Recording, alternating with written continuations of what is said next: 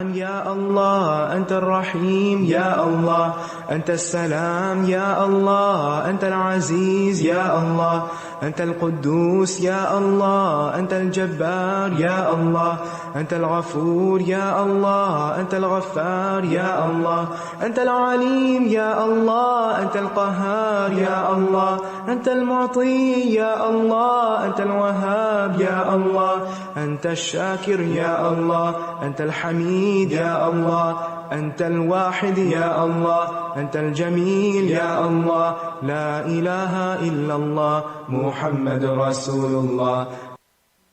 نحمده ونصلي على رسوله الكريم أما بعد فأعوذ بالله من الشيطان الرجيم بسم الله الرحمن الرحيم رب اشرح لي صدري ويسر لي أمري واحلل عقدة من لساني يفقهوا قولي. آج ہم انشاءاللہ اللہ سبحانہ وتعالی کے نام السبوح کے بارے میں بات کریں گے. السبوح نہایت پاکیزہ، ہر عیب سے پاک، ہر نقص سے پاک، جو اپنی ذات میں، اپنی صفات میں، اپنے افعال میں، ہر چیز میں، ہر کمی، ہر کوتاہی، ہر نقص اور ہر عیب سے مکمل طور پر پاک ہے.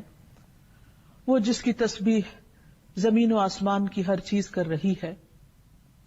سبوح کا لفظ مبالغے کا صیغہ ہے، یعنی وہ جو نہایت پاکیزہ ہے، جس کی بہت کثرت کے ساتھ تسبیح بیان کی جاتی ہے. جب ایک بندہ سبحان اللہ کہتا ہے تو وہ اللہ سبحانہ وتعالی کی پاکی بیان کرتا ہے.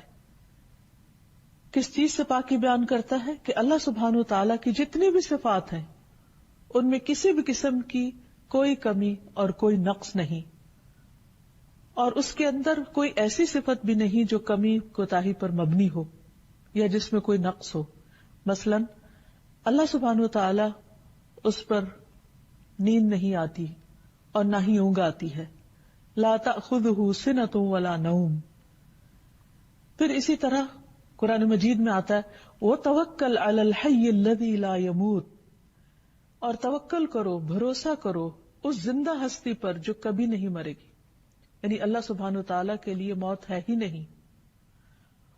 کل من علیہا فان، ہر چیز فنا ہونے والی ہے. وَيَبْقَى وَجْهُ رَبِّكَ ذُو الْجَلَالِ وَالْإِكْرَامِ، اور باقی رہے گا تیرے رب کا چہرہ جو جلال و اکرام والا ہے. اسی طرح اس کے کمال میں بھی کوئی نقص نہیں. اللہ سبحانہ وتعالی نے جو بھی چیزیں پیدا کی وہ مکمل طور پر پیدا کی، اور ان کو پیدا کرنے کے بعد وہ تھکا نہیں. قرآن مجید میں آتا ہے وَلَقَدْ خَلَقْنَا السَّمَاوَاتِ وَالْأَرْضَ وَمَا بَيْنَهُمَا فِي سِتَّةِ أَيَّامٍ وَمَا مَسَّنَا مِن لُغُوبٍ، اور بلا شبہ یقیناً ہم نے آسمانوں اور زمین کو اور جو کچھ ان کے درمیان میں ہے 6 دنوں میں پیدا کیا، اور ہمیں کسی قسم کی کوئی تھکاوٹ لاحق نہیں ہوئی. یعنی اللہ سبحانہ وتعالی کے اندر کسی قسم کی کوئی کمزوری نہیں، تھکاوٹ نے چھوا تک نہیں اس کو. پھر اسی طرح وہ پاک ہے مخلوق کی مشابہت سے، کیونکہ وہ الہ ہے، معبود ہے، رب ہے، مقدس ہے، منزہ ہے، اور اس کے کمال میں کسی قسم کی کوئی کمی نہیں. اس لیے وہ کسی بھی طرح مخلوق کی طرح نہیں. لیس کمثلہ شیء وہو السمیع البصیر، کوئی چیز اس کی طرح نہیں اور وہ سننے والا، دیکھنے والا ہے. کیونکہ اگر کوئی چیز کسی بھی طرح سے اس جیسی ہو تو پھر وہ اس کی ذات میں یا صفات میں شریک ہو جاتی ہے. اس لیے اللہ سبحانہ وتعالی کے سوا کوئی بھی جو ہے، خواہ وہ کوئی انسان ہے، خواہ وہ فرشتہ ہے، خواہ وہ دیگر مخلوقات ہیں، ان سب کے اندر کوئی نہ کوئی کمی پائی جاتی. اور سب سے بڑی بات تو یہ کہ ان میں سے کوئی بھی ازل سے ابد تک نہیں، ہر ایک پر فنا ہے. اس لیے اللہ سبحانہ وتعالی اپنے ناموں میں، اپنی صفات میں، اپنی ذات میں، اپنے کمالات میں ہر طرح کے عیب اور نقص اور کمی سے مکمل طور پر پاک ہے. رسول اللہ صلی اللہ علیہ وسلم اللہ تعالیٰ کا یہ نام اپنے رکوع اور سجود میں لیا کرتے تھے. آپ کی تسبیحات میں یہ تسبیح شامل تھی جسے صحیح مسلم نے ذکر کیا ہے سبوح قدوس رب الملائکۃ والروح، سبوح، قدوس، بہت پاکیزہ، نہایت پاکیزہ، ہر عیب سے پاک، جو رب ہے تمام ملائکہ کا اور روح کا، جبریل امین کا۔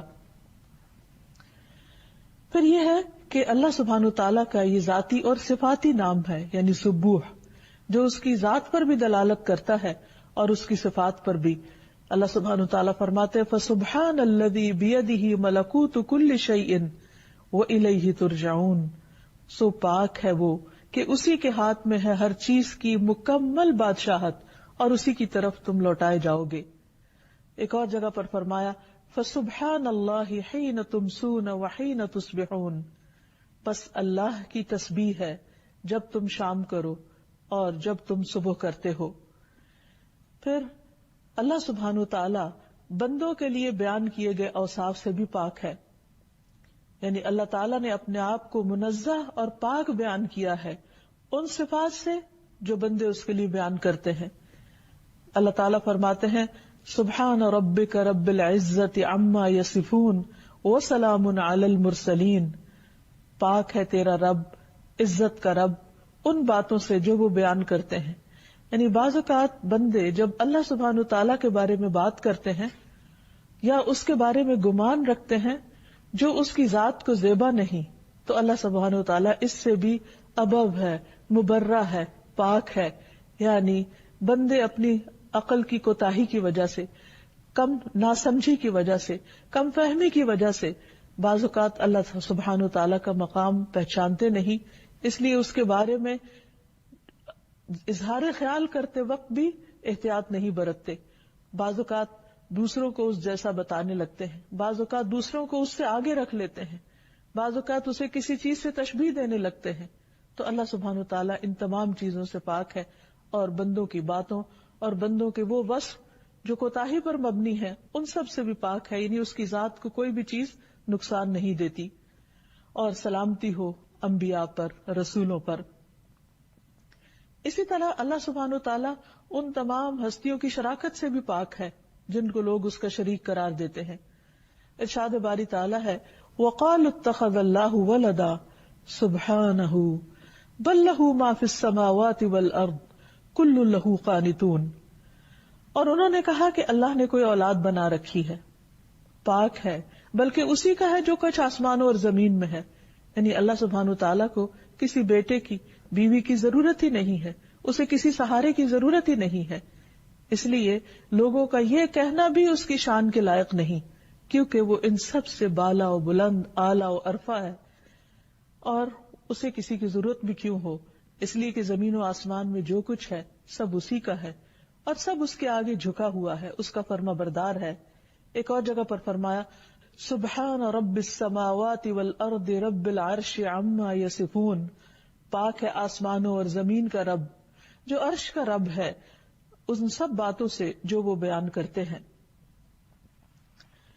پھر یہ کہ یہ اللہ سبحانہ تعالیٰ کی جو پاکی بیان کرنا ہے، جو اس کی تسبیح بیان کرنا ہے، یہ زمین و آسمان کی ہر چیز بیان کر رہی ہے، کوئی بھی مخلوق اس سے بالا نہیں۔ یعنی اللہ سبحانہ تعالیٰ کے لیے ایسی پاکیزگی ہے، ایسی بڑائی ہے، ایسی بلندی ہے کہ جس کا اقرار کائنات کی ہر چیز کرتی ہے۔ قرآن مجید میں آتا ہے تسبح لہ السماوات السبع، ساتوں آسمان اس کی تسبیح بیان کر رہے ہیں۔ یعنی سوچئے ذرا، تصور میں لائیے کہ سارے آسمان اور ان کی وسعتیں اور جو کچھ ان کے اندر ہے، وہ سارے اس بات کا اقرار کرتے، اظہار کرتے ہیں کہ اللہ تو پاک ہے، ہر شرک سے پاک ہے، ہر شریک سے پاک ہے اور ہر عیب اور نقص سے پاک ہے۔ عام طور پر آپ دیکھیں کہ دنیا میں اگر کسی کو کوئی اقتدار یا طاقت ملتی ہے یا کوئی نعمت ملتی ہے تو بعض اوقات وہیں پر کرپشن بھی زیادہ آ جاتی ہے، لیکن اللہ سبحانہ و تعالیٰ جو بادشاہ کل ہے، مختار کل ہے، اس کے باوجود وہ ہر عیب اور نقص سے پاک ہے، ہر ظلم سے اور ہر ایسی چیز سے کہ جو اس کی شان کے خلاف ہے۔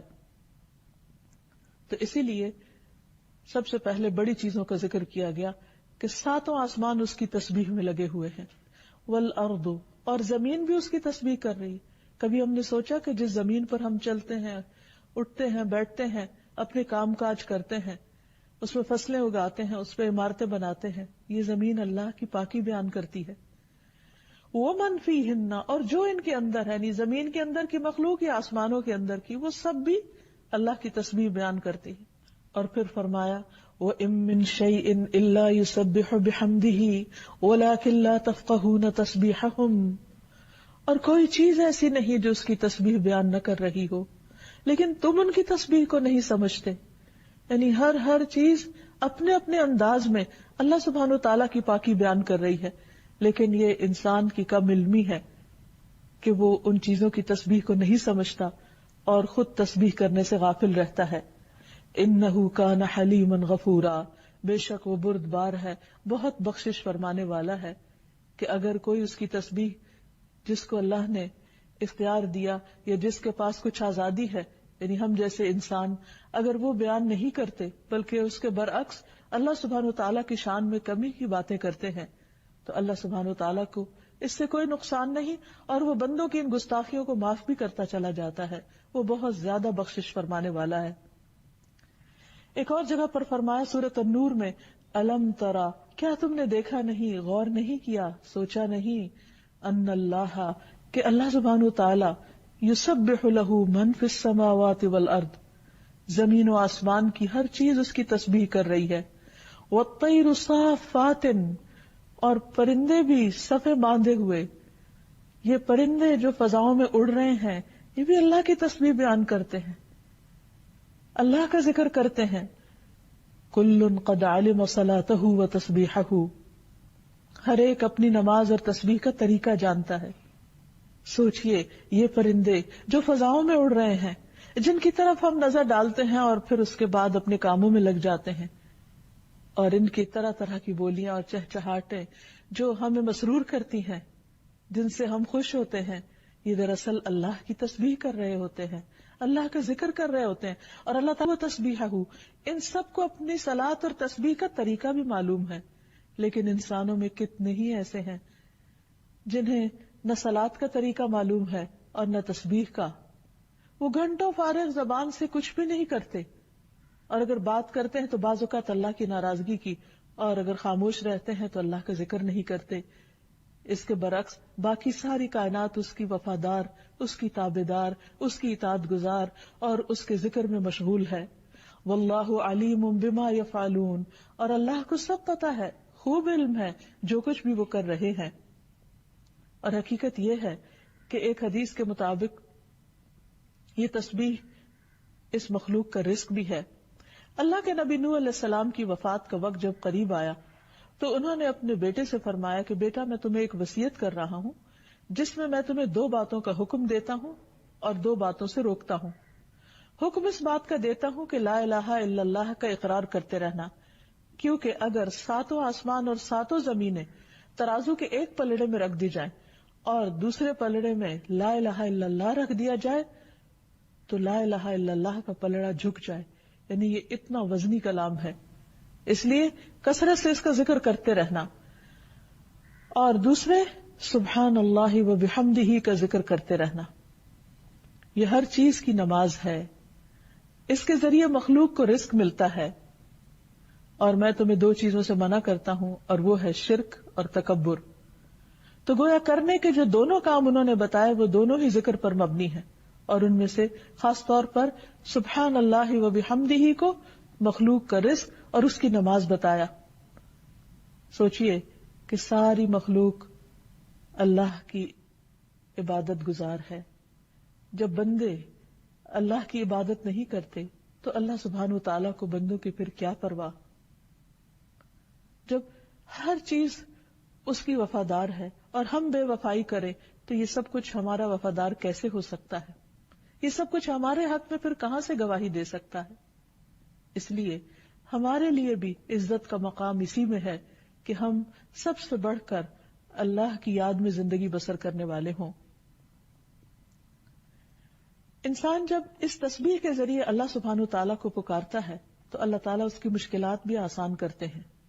جیسا کہ ہم دیکھتے ہیں کہ یونس علیہ السلام جب انہوں نے اس تسبیح کے ساتھ اللہ تعالیٰ کو پکارا تو اللہ تعالیٰ نے انہیں مچھلی کے پیٹ سے آزاد کیا. ارشاد باری تعالیٰ ہے کہ وَظَنُّونِ إِذْ ذَهَبَ مُغَاضِبًا فَظَنَّ أَن لَّن نَّقْدِرَ عَلَيْهِ فَنَادَىٰ فِي الظُّلُمَاتِ أَن لَّا إِلَٰهَ إِلَّا أَنتَ سُبْحَانَكَ إِنِّي كُنتُ مِنَ الظَّالِمِينَ فَاسْتَجَبْنَا لَهُ وَنَجَّيْنَاهُ مِنَ الْغَمِّ وَكَذَٰلِكَ نُنجِي الْمُؤْمِنِينَ۔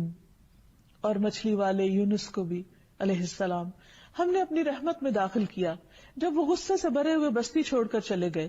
انہیں یہ گمان تھا کہ ہم ان پر گرفت نہ کر سکیں گے، پھر انہوں نے اندھیروں میں پکارا لا الہ الا انت سبحانک انی کنت من الظالمین، تیرے سوا کوئی الہ نہیں، تو پاک ہے، میں ظالموں میں سے تھا۔ تو ہم نے اس کی دعا کو قبول کر لیا اور انہیں اس غم سے نجات دی، اور ہم اسی طرح ایمان رکھنے والوں کو نجات دیتے ہیں۔ نبی صلی اللہ علیہ وسلم نے فرمایا لم يدع فيها رجل مسلم في شيء قط الا استجاب الله له، کہ کسی بندے نے کبھی اس دعا کے ساتھ اللہ کو نہیں پکارا مگر یہ کہ اللہ سبحانہ وتعالیٰ نے اس کی دعا کو قبول کر لیا، یعنی اس کو اس کے غم سے نجات دی۔ تو اس میں بھی ایک طرف اللہ سبحانہ وتعالیٰ کی وحدانیت کا ذکر ہے اور دوسری طرف اللہ سبحانہ وتعالیٰ کی پاکی بیان کی گئی ہے۔ جب انسان اپنے گناہوں کا اعتراف کرتا ہے اور اپنی غلطی کو مان لیتا ہے تو اس کی یہ ادا اللہ سبحانہ وتعالیٰ کو بہت پسند آتی ہے۔ حقیقت یہ ہے کہ یہ جملہ سب سے مشکل جملہ ہے جو کوئی انسان بولے کہ I was wrong، میں غلطی پر تھا، میرا قصور ہے، میری غلطی ہے، کیونکہ اس اعتراف میں انسان کی انا اڑے آتی ہے، اور شیطان انسان کو کبھی بھی اپنی غلطی کا اعتراف کرنے نہیں دیتا، کیونکہ اس نے اپنی غلطی کا اعتراف نہیں کیا اور اس پر وہ اڑ گیا۔ تو بندہ غلطی کرنے کے بعد جب اعتراف کرتا ہے اور اللہ کی حضور توبہ کرتا ہے تو اللہ سبحانہ وتعالیٰ اس کی مشکلات آسان فرماتے ہیں۔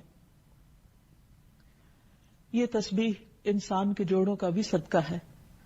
ہر روز جب انسان صبح کرتا ہے تو اس کے 360 جوڑوں پر حدیث کے مطابق صدقہ واجب ہو جاتا ہے۔ تو آپ صلی اللہ علیہ وسلم نے فرمایا کل تسبیحۃ صدقہ، ہر دفعہ تسبیح کرنا، سبحان اللہ کہنا، اپنے ہی جسم کا صدقہ ادا کرنا ہے۔ پھر اسی طرح نماز میں بھی اس وصف سے اللہ سبحانہ وتعالیٰ کو پکارا جاتا ہے۔ نماز کے آغاز میں اللہ اکبر کہنے کے بعد جب ہاتھ باندھتے ہیں تو سب سے پہلے پڑھتے ہیں سبحانک اللہم و بحمدک، کہ اے اللہ تو پاک ہے اپنی تعریف کے ساتھ۔ اسی طرح نبی صلی اللہ علیہ وسلم رکوع اور سجدے میں کچھ دعائیں مانگا کرتے تھے، جس میں ایک ہے سبحانک اللہم ربنا و بحمدک اللہم اغفر لی، پاک ہے تو اے اللہ اپنی تعریف کے ساتھ، اے اللہ تو مجھے بخش دے۔ اسی طرح سوتے وقت کی دعاؤں میں بھی اللہ سبحانہ وتعالیٰ کی تسبیح ہے۔ اب جب اللہ سبحانہ وتعالیٰ کی تسبیح ساری مخلوق کر رہی ہے تو ہمارے لیے کیا لازم ہے، ہمیں کیا کرنا چاہیے؟ ہمیں بھی اللہ سبحانہ وتعالیٰ کی تسبیح کرنی چاہیے، اور تسبیح صرف زبانی نہیں، صرف ورد کے طور پر نہیں، صرف زبان کی ایکسرسائز نہیں، بلکہ اس کا معنی سمجھتے ہوئے، دل میں یہ یقین رکھتے ہوئے کہ اللہ سبحانہ وتعالیٰ ہر عیب سے پاک ہے، ہر غلط فیصلے سے پاک ہے۔ اب دیکھیے کہ عموماً ہمارا طرز عمل کیا ہوتا ہے۔ مثلا اگر کوئی فوت ہو جاتا ہے تو ہم عام طور پر اللہ سبحانہ وتعالیٰ کے اس فیصلے کو قبول نہیں کرتے۔ کبھی ہم کہتے ہیں اس کے تو ابھی بچے بہت چھوٹے تھے، ابھی اس کو نہیں جانا چاہیے تھا۔ اگر اپنے پر کوئی مشکل آ جائے تو ہم سوچتے ہیں کہ وائی می، میرے ساتھ اللہ نے ایسا کیوں کر دیا، میرے ساتھ اچھا نہیں ہوا، اٹس ناٹ فیئر۔ ایسے بہت سے جملے ہیں جو ہم عام طور پر بغیر سوچے سمجھے بولتے چلے جاتے، لیکن یہ کبھی نہیں سوچتے کہ یہ دراصل ہم اللہ سبحانہ وتعالیٰ کی ذات کی تسبیح کے منافی کر رہے ہیں۔ اگر ہم یہ کہتے ہوں، اللہ تعالیٰ کو سبوح مانتے ہوں، ہر عیب سے پاک مانتے ہوں، تو اس کے فیصلوں کو بھی درست سمجھیں، کیونکہ اللہ سبحانہ وتعالیٰ اپنے بندوں کے لیے ہم سے زیادہ مہربان ہے۔ اس کو معلوم ہے کہ کس کو کب جانا چاہیے، اسے کب کس کو فوت کرنا ہے، کس شخص کو کتنا عرصہ دنیا میں رہنا چاہیے۔ اس کا ہر فیصلہ عدل پر مبنی ہے، اس کی ہر بات ہمارے بھلے میں ہے، لیکن ہمیں اس کا یقین نہیں. اسی لیے بعض اوقات ایک طرف ہم تسبیح بھی پڑھ رہے ہوتے ہیں، سبحان اللہ بھی کہہ رہے ہوتے ہیں، لیکن بے سوچے سمجھے، بے روح، اس کا مطلب جانے بغیر. اسی طرح بعض اوقات چھوٹی چھوٹی باتوں پر ہم شکوے شکایات کر رہے ہوتے ہیں، کمپلین کر رہے ہوتے ہیں. کبھی کہتے ہیں کہ یا اللہ اتنی گرمی کیوں، سردی آ جائے تو کہتے اتنی سردی کیوں، یہ کیوں بنایا، ایسا کیوں ہو گیا، ویسا کیوں ہو گیا، یہ نہیں ہونا چاہیے تھا. یعنی بہت سے لوگ ہر وقت اپنے ماحول سے شاکی رہتے ہیں. کبھی انہیں انسانوں سے شکوہ شکایت ہوتی ہے، کبھی انہیں اپنے ماحول سے ہوتی ہے، کبھی ان کو اپنے آپ سے ہوتی، اور اس طرح وہ مسلسل ایک کرب میں رہتے، ایک تکلیف میں رہتے. ایسے حالات میں اگر انسان اللہ کی تسبیح کرنا شروع کر دے کہ اللہ تو پاک ہے، تو نے جو بھی کیا اچھا ہے، اور جو فیصلہ تو نے میرے بارے میں کیا اس میں ضرور کوئی بھلائی ہے، میں اپنی لا علمی کی وجہ سے، کم علمی کی وجہ سے، کم عقلی کی وجہ سے اس کو سمجھ نہیں پا رہا، لیکن تیرا فیصلہ ہر حال میں درست ہے. سبحان اللہ، سبحان اللہ، اللہ تو پاک ہے، اللہ تیرے فیصلے بے عیب ہیں، نقص اور کمی سے پاک ہیں، تیری رضا پر میں راضی ہوں. تو جب انسان سوچ سمجھ کر تسبیح ادا کرے گا تو اس کے دل سے وہ غم اور دکھ اور تکلیف اور پریشانی ختم ہونے لگے گی. ہم دیکھتے ہیں کہ ایک موقع پر حضرت فاطمہ رضی اللہ تعالی عنہا کو جب یہ پتا چلا کہ نبی صلی اللہ علیہ وسلم کے پاس کچھ غلام آئے ہیں، وہ چونکہ گھر کے کام کاج کر کے تھک جاتی تھی، تو انہوں نے بھی اپنے ابا جان سے یہ مطالبہ کیا کہ مجھے بھی کوئی غلام دے دیا جائے. نبی صلی اللہ علیہ وسلم اس وقت گھر میں تشریف فرما نہیں تھے، آپ کا پیغام ان کو پہنچا دیا گیا. جب آپ واپس تشریف لائے تو پتا چلا کہ حضرت فاطمہ نے غلام کا مطالبہ کیا. آپ صلی اللہ علیہ وسلم حضرت فاطمہ اور حضرت علی رضی اللہ تعالیٰ عنہما کے پاس خود تشریف لائے. اس حال میں کو دونوں لیٹ چکے تھے. آپ ان دونوں کے بیچ میں بیٹھ گئے اور ان سے بات چیت کرنے لگے اور فرمایا، کیا فاطمہ، کیا میں تجھے غلام سے بہتر چیز نہ عطا کروں؟ جب تم اپنے بستر پر آؤ تو 33 بار سبحان اللہ پڑھ لیا کرو، 33 بار الحمدللہ اور 34 بار اللہ اکبر پڑھ لیا کرو، اور یہ تسبیحات اس سے بہتر ہے کہ تمہیں غلام دیا جائے. یہ تمہاری ساری تھکاوٹ دور کر دیں گی. اور ایک حقیقت ہے کہ جب بھی انسان کسی رنج اور غم اور کرب میں ان تسبیحات فاطمہ کا ذکر کرتا ہے، ورد کرتا ہے، تو اللہ سبحانہ وتعالیٰ اس کے دکھ درد اور تکلیف کو دور فرماتے ہیں. پھر اسی طرح یہ ہے کہ اللہ سبحانہ وتعالیٰ نے ہمیں ویسے بھی کثرت کے ساتھ ذکر کا حکم دیا ہے. ارشاد باری تعالیٰ ہے، یا ایھا الذین آمنوا اذکروا اللہ ذکرا کثیرا، اے لوگو جو ایمان لائے ہو کثرت کے ساتھ اللہ کا ذکر کرو. وسبحوہ بکرۃ واصیلا، اور اس کی تسبیح کرتے رہو صبح بھی اور شام بھی. یعنی تسبیح کے لیے اگرچہ کوئی خاص وقت مقرر نہیں، کسی بھی وقت انسان کر سکتا ہے. جب بھی اس کے دل پر کوئی پریشانی ہو، کوئی چیز بادر کر رہی ہو، کسی چیز سے فرسٹریشن ہو رہی ہو، کوئی غم ہو، کوئی خوف ہو، کوئی تھکاوٹ ہو، کوئی کام رکا ہوا ہو، ان تمام مواقع پر انسان تسبیح کر سکتا ہے. لیکن یہاں پر خصوصی طور پر صبح اور شام تسبیح کا حکم ہے. رسول اللہ صلی اللہ علیہ وسلم خود کثرت کے ساتھ یہ کلمات سبحان اللہ و بحمدہ استغفر اللہ و اتوب الیہ کثرت کے ساتھ پڑھا کرتے تھے. یعنی آپ خود بھی اللہ تعالیٰ کی پاکیزگی بیان کرتے رہتے. ایک مرتبہ آپ صبح گھر سے مسجد کی طرف تشریف لے گئے، اس حال میں کہ حضرت جویریہ اپنے مصلی پر بیٹھی ہوئی تھی اور وہ کچھ پڑھ رہی تھی. جب واپس تشریف لائے تو وہ اپنی جگہ پر ہی بیٹھی تھی. آپ نے فرمایا، کیا تم اس وقت سے ذکر کر رہی ہو؟ میں جب سے تم سے جدا ہوا ہوں میں نے کچھ کلمات پڑھے ہیں جو اس سارے ذکر پر بھاری ہیں جو تم اب تک کرتی ہو اس سارے وقت میں. اور وہ کلمات کیا تھے؟ سبحان اللہ و بحمدہ عدد خلقہ ورضا نفسہ وزنۃ عرشہ ومداد کلماتہ. کس قدر یہ خوبصورت کلمات ہیں اور ان کا معنی کیا ہے؟ میں اللہ کی پاکی بیان کرتا ہوں اس کی مخلوق کی گنتی کے برابر.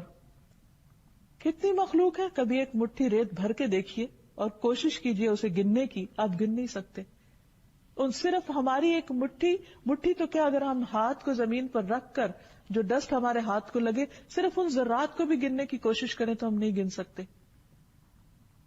تو ان کو کبھی دیکھ کر سوچیں سبحان اللہ و بحمدہ عدد خلقہ، اس کی مخلوق کی تعداد کے برابر. وہ تعداد کتنی ہے؟ ان گنت. ہم نہیں گن سکتے، لیکن اللہ نے سب گن رکھا ہے کہ اس نے کتنی چیزیں پیدا کی ہیں. اور یہ تو صرف وہ چیز ہے جو ہمارے سامنے ہے. کبھی آپ گھاس پر چلے تو اس کی ایک ایک پتی کو دیکھ کے سوچا کریں، اور پھر ان کے نیچے ان کی جڑوں کو امیجن کیا کریں کہ ساری اللہ کی مخلوق ہے. پھر پھول دیکھیں، پھر ستاروں سیاروں کو دیکھیں، کائنات میں بکھری ہوئی بے شمار چیزیں. کسی ایک بھی مخلوق کو دیکھیں تو اس کی تعداد ہم نہیں گن سکتے. اور پھر فرمایا اوردا نفسی ہی، میں اللہ کی اتنی پاکیزگی بیان کرتا ہوں جو اس کے نفس کی رضا کے برابر ہو، یعنی جس سے وہ راضی ہو جائے. وزنت عرش ہی، اور اس کے عرش کے وزن کے برابر جس کا اندازہ سوائے اس کے کوئی لگا ہی نہیں سکتا. ومداد کلماتی ہی، اور اس کے کلمات کی سیاہی کے برابر. اور اس کے کلمات کی سیاہی، وہ سیاہی کتنی ہے؟ اللہ سبحانہ وتعالیٰ فرماتے ہیں کہ لو کان البحر مدادا لکلمات ربی لنفد البحر قبل ان تنفد کلمات ربی ولو جئنا بمثله مددا.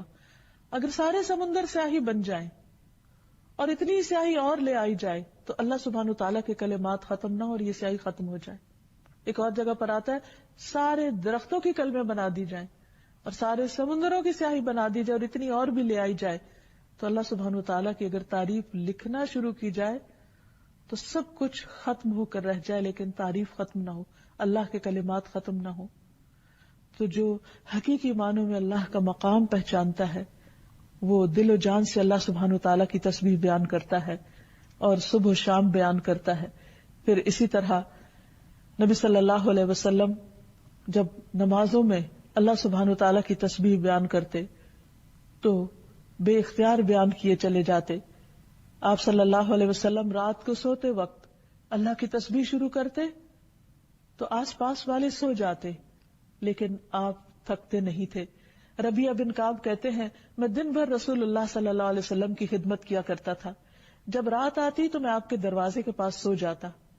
میں ہمیشہ سنتا یعنی رات کو سوتے وقت کہ آپ یہ پڑھ رہے ہیں سبحان اللہ سبحان اللہ سبحان اللہ، اور آپ اتنی بار پڑھتے کہ مجھے نیند آ جاتی لیکن آپ تسبیح پڑھ رہے ہوتے تھے.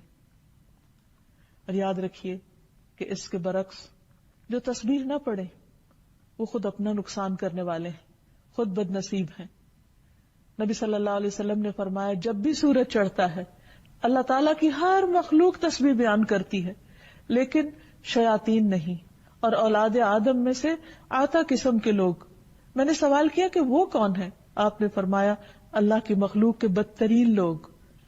یعنی جب ساری کائنات تسبیح میں لگی ہوتی ہے تو بدترین لوگ تسبیح نہیں کرتے. تو ہماری زندگی میں تسبیح کا ایک اہم حصہ ہونا چاہیے. جب اللہ سبحانہ وتعالیٰ کی اتنی تعریف ہے اور سب کر رہے ہیں تو اس کو تو ضرورت نہیں لیکن ہمیں ضرورت ہے. اس لیے ہم نماز کے اندر قیام میں بھی، رکوع میں بھی سبحان ربی العظیم اور سجدوں میں بھی سبحان ربی الاعلی، خوشی میں بھی سبحان اللہ اور غم میں اور دلوں کی تنگی اور سینے کی گھٹن کے موقع پر ہر مشکل میں اللہ کی تسبیح بیان کرے. اللہ سبحانہ تعالیٰ نے نبی صلی اللہ علیہ وسلم کو اسی طرح سکھایا. سورۃ الحجر میں آتا ہے وَلَقَدْ نَعْلَمُ أَنَّكَ يَضِيقُ صَدْرُكَ بِمَا يَقُولُونَ. ہمیں بہت اچھی طرح پتا ہے کہ آپ کا دل تنگ ہوتا ہے ان باتوں سے جو لوگ آپ پر بناتے ہیں. اب اس کا علاج کیا ہے؟ بہت دفعہ ہم سب کے ساتھ ایسا ہوتا ہے کہ لوگ آپ کے بارے میں ناروا بات کرتے ہیں یا لوگوں کی باتوں سے آپ کا دل تنگ ہوتا ہے تو اس کے بارے میں فرمایا فَسَبِّحْ بِحَمْدِ رَبِّكَ وَكُن مِّنَ السَّاجِدِينَ. آپ اپنے رب کی حمد کے ساتھ اس کی تسبیح بیان کیجیے اور سجدہ کرنے والوں میں شامل ہو جائیے. وَاعْبُدْ رَبَّكَ حَتَّى يَأْتِيَكَ الْيَقِينُ. اور اپنے رب کی عبادت کیجیے یہاں تک کہ آپ کے پاس یقین آ جائے، یعنی دنیا سے جانے کا وقت آ جائے. پھر اسی طرح تسبیح ایسی چیز ہے کہ جب انسان اللہ کی پاکیزگی بیان کرنا شروع کرتا ہے تو اپنے غموں کو بھول جاتا ہے. اللہ سبحانہ وتعالی نبی صلی اللہ علیہ وسلم پر جب بہت زیادہ الزامات کی بوچھاڑ ہو گئی اور آپ پر زمین تنگ کر دی گئی تو آپ کو تسلی دیتے ہوئے فرماتے ہیں فاصبر علی ما یقولون. آپ لوگوں کی باتوں پر صبر کیجیے. وسبح بحمد ربک قبل طلوع الشمس وقبل غروبها. اور اپنے رب کی تسبیح کیجیے سورج طلوع ہونے سے پہلے اور اس کے غروب ہونے سے پہلے، فسبح واطراف النہار، اور دن کے دونوں کناروں پر، لعلک ترضی، تاکہ آپ خوش ہو جائیں. یعنی آپ کے دل میں جو تنگی ہے اور آپ پر جو پریشانی کا عالم ہے، اگر آپ ان اوقات میں خاص طور پر تسبیح کریں گے تو آپ کی پریشانی دور ہو جائے گی، آپ راضی ہو جائیں گے. اسی طرح اللہ سبحانہ وتعالیٰ نے نبی صلی اللہ علیہ وسلم پر جب اپنی نعمت تمام کر دی، اسلام کو کامیابی نصیب ہوئی، آپ کا مشن مکمل ہو گیا، تو اس وقت بھی کیا حکم آیا؟ اذا جاء نصر اللہ والفتح ورأیت الناس يدخلون فی دین اللہ افواجا فسبح بحمد ربک واستغفر انہ کان توابا. جب اللہ کی مدد اور فتح آ جائے اور تو لوگوں کو دیکھے کہ وہ اللہ کے دین میں فوج در فوج داخل ہو رہے ہیں، تو کیا کیجئے؟ اپنے رب کی حمد کے ساتھ اس کی تسبیح کیجئے اور اس سے بخشش مانگیے. یقیناً بلا شبہ وہ ہمیشہ بہت توبہ قبول کرنے والا ہے. گویا تکلیف کے وقت بھی اور خوشی کے وقت بھی، دونوں حالتوں میں اللہ کی پاکی بیان کیجئے. پھر اسی طرح رسول اللہ صلی اللہ علیہ وسلم نے فرمایا، جو شخص رات سے خوف کھائے، یعنی اندھیرے سے اس کو ڈر لگے یا وہ پریشان کرے، یا مال خرچ کرنے سے بخل کرے، یعنی مال ہے لیکن خرچ کرنے کو دل نہیں کرتا، صدقہ کرنے کو دل نہیں کرتا، یا دشمن کے مقابلے سے ڈرے، تو چاہیے کہ وہ اس قول کی کثرت کر دے، سبحان اللہ و بحمدہ، سبحان اللہ و بحمدہ، سبحان اللہ و بحمدہ. تو اس کی یہ ساری کیفیات دور ہو جائیں گی، کوئی اس کو نقصان نہیں دے سکے گا، اس کے دل کی گھٹن اور خوف اور غم اس سے دور ہو جائیں گے. اسی طرح سبحان اللہ پڑھنا انسان کی نیکیوں میں اضافے کا باعث بنتا ہے. حضرت سعد سے روایت ہے کہ ہم رسول اللہ صلی اللہ علیہ وسلم کے پاس بیٹھے ہوئے تھے کہ آپ نے فرمایا، کیا تم میں سے کوئی روزانہ 1000 نیکیاں کرنے سے عاجز ہے؟ تو لوگوں نے کہا کہ یا رسول اللہ صلی اللہ علیہ وسلم، ہم میں سے کوئی 1000 نیکیاں کیسے کر سکتا ہے؟ آپ نے فرمایا، جو شخص 100 بار سبحان اللہ پڑھتا ہے اس کے لیے 1000 نیکیاں لکھی جاتی ہیں یا اس کی 1000 خطائیں مٹا دی جاتی ہیں. پھر اسی طرح ایک اور روایت میں آتا ہے، جو شخص سبحان اللہ و بحمدہ 100 بار دن میں پڑھتا ہے تو اس کے گناہ معاف کر دیے جاتے ہیں، خواہ وہ سمندر کی جھاگ برابر ہی کیوں نہ ہو. کیونکہ گناہ انسان کے دل پر بھی بوجھ بنتے ہیں، اس کے رزق میں بھی رکاوٹ بنتے ہیں، اس کے لیے پریشانیوں کا باعث بنتے ہیں. اور کون شخص ہے جو خطا کار نہ ہو؟ ہر شخص سے غلطیاں ہوتی ہیں. تو دن بھر انسان جو بھی کوئی کمی بیشی کرے یا اپنے عمل میں کوئی کوتاہی کرے تو اس کا ازالہ تسبیح کے ساتھ کرے. گویا اللہ کی پاکیزگی بیان کرنا ان گناہوں کو مٹانے کا سبب بنتا ہے. اور ویسے بھی اللہ سبحانہ وتعالیٰ کا یہ جو نام ہے سبوح، سبوح اس ذات کے لیے ہے جس کی ہم کے ساتھ تسبیح کی جائے، یعنی صرف پاکیزگی نہیں بیان کی جائے. تسبیح میں اگر دیکھا جائے، غور کیا جائے تو اس کا مطلب ہے کہ اللہ پاک ہے، یعنی ہر کمی کوتاہی سے. اور ایسا نہیں کہ صرف کمی کوتاہی سے یا عیب اور نقص سے پاک ہے، بلکہ اس کی تعریف بھی، اس کی تمام خوبیاں کمال کی حد کو پہنچی ہوئی، اس لیے اس بنا پر اس کی تعریف بھی کی جائے گی. پھر اسی طرح جب تسبیح کی جاتی ہے اور ساتھ اس کے اللہ سبحانہ وتعالیٰ کی حمد کی جاتی، تعریف کی جاتی ہے، تو انسان اللہ کا قرب پاتا ہے.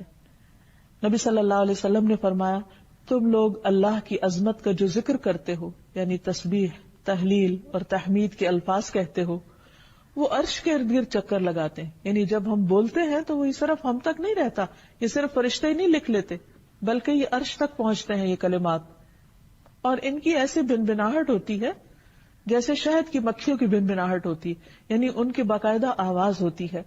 اور وہ اپنے کہنے والے کا اللہ کے ہاں ذکر کرتے ہیں، یعنی وہ اللہ سبحانہ وتعالیٰ کے سامنے اس کا ذکر کرتے ہیں، یعنی وہ کلمات ایک طرح سے سفارشی بن جاتے ہیں.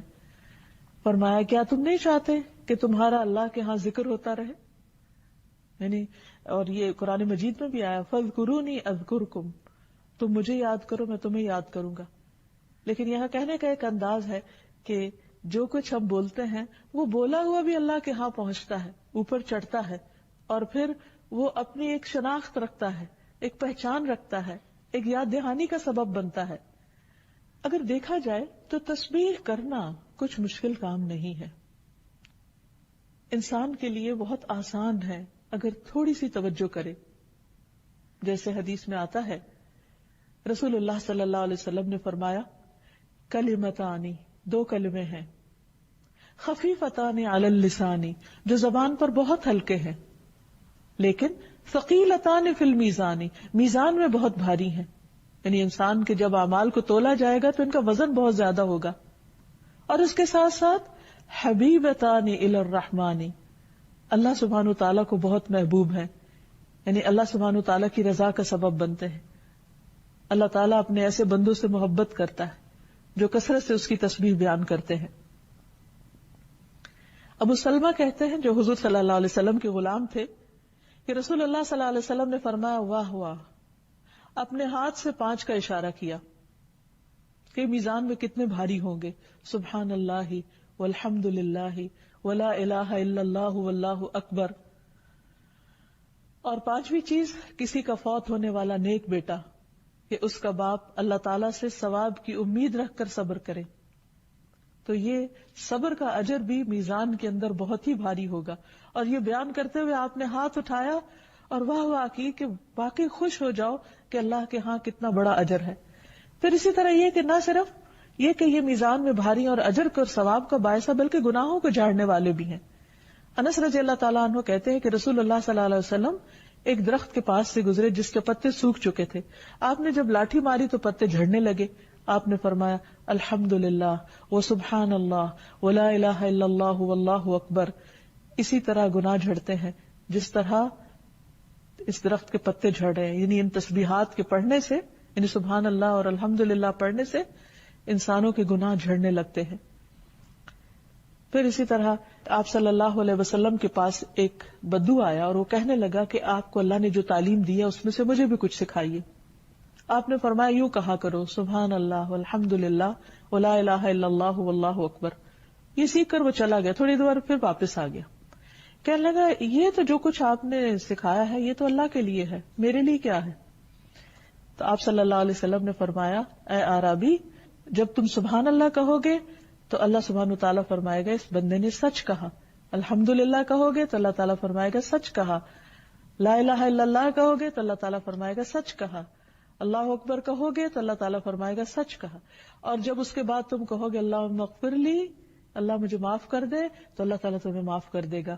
جب کہو گے اللہم ارحمنی، اللہ مجھ پہ رحم فرما، تو اللہ تعالیٰ تم پہ رحم فرمائے گا. اور جب تم کہو گے اللہم ارزقنی، اللہ مجھے رزق دے، تو اللہ تعالیٰ تمہیں رزق عطا کرے گا. تو اس سے یہ پتہ چلتا ہے کہ اللہ سبحانہ و تعالیٰ کی تسبیح اور حمد و ثنا کے بعد جو دعائیں کی جاتی ہیں وہ دعائیں بھی قبول ہوتی ہیں. پھر اسی طرح ایک اور جگہ سے یہ پتہ چلتا ہے کہ ہر تسبیح کے بدلے جنت میں ایک درخت بھی لگایا جاتا ہے، اور یہی تسبیحات اہل جنت کے سانس میں جاری ہو جائیں گی. نبی صلی اللہ علیہ وسلم نے فرمایا جنتیوں کو تسبیح اور تحمید اس طرح سکھائی جائے گی جس طرح تمہیں سانس لینا سکھایا جاتا ہے.